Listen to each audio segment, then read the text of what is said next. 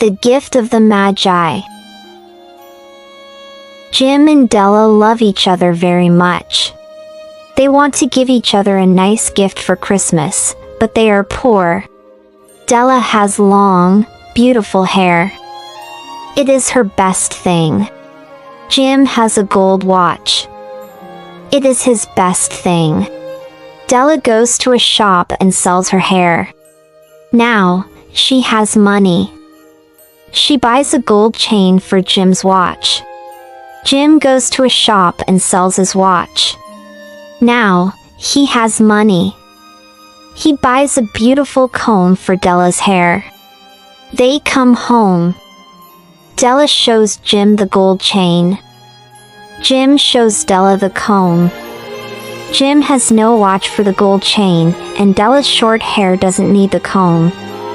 But they are happy because love is more important than gifts. They have each other, and that is the best gift of all.